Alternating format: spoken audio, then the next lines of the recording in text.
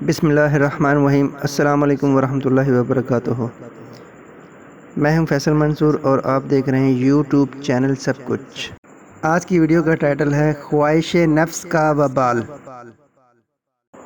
کہا جاتا ہے دو بزرگوں کو اللہ تعالیٰ نے بڑا درجہ عطا کر رکھا تھا۔ وہ دونوں صاحب کرامت تھے۔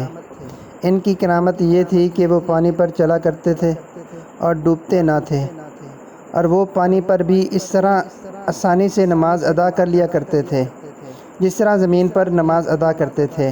وہ بزرگ کافی عرصہ تک اس مقام پر فائز رہے۔ ایک دن وہ بزرگ ایک گاؤں میں گئے۔ وہاں ایک آدمی نے ان کی دعوت کا اہتمام کیا اور کھانے میں روٹیوں کے ساتھ انڈے پیش کیے۔ ان میں سے ایک صاحب نے تو خوب سیر ہو کر کھانا تناول فرمایا، جبکہ دوسرے نے کھانے کو ہاتھ تک نہ لگایا۔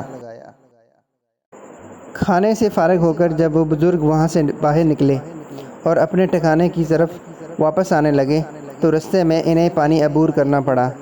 ان میں سے وہ بزرگ جنہوں نے کھانا کو چکھا تک نہ تھا، وہ تو پانی پر اسی طرح چلنے لگے جس طرح وہ پہلے چلا کرتے تھے۔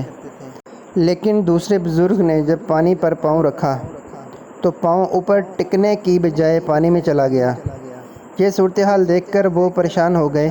اتنے میں دوسرے بزرگ نے ان کا یہ حال دیکھا تو فرمانے لگے، بھائی یہ سب کھانے کا بوجھ ہے جس کی وجہ سے اب پانی پر آپ کا پاؤں ٹک نہیں رہا۔ یہ کہہ کر وہ تو چلے گئے اور دوسرے بزرگ نے وہیں کنارے پر بیٹھ کر اپنی اس محرومی پر رونا شروع کر دیا۔ روتے روتے انہیں رات ہو گئی اور وہ سو گئے۔ انہوں نے خواب میں دیکھا کہ ان کے استاد محترم وہاں تشریف لائے ہیں۔ اپنے استاد کو وہاں پا کر وہ بہت خوش ہوئے اور پھر ان سے سارا واقعہ بیان کیا۔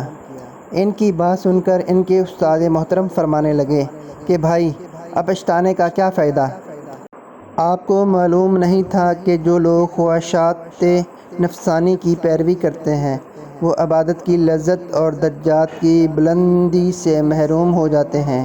ناظرین، یہ تھی ہماری آج کی ویڈیو، اور مزید ویڈیو دیکھنے کے لیے ہمارے چینل کو سبسکرائب کریں، لائک کریں، شیئر کریں اور گھنٹی کے آئیکن کو کلک کریں تاکہ ہر آنے والی نئی ویڈیو کا نوٹیفیکیشن آپ کو مل سکے۔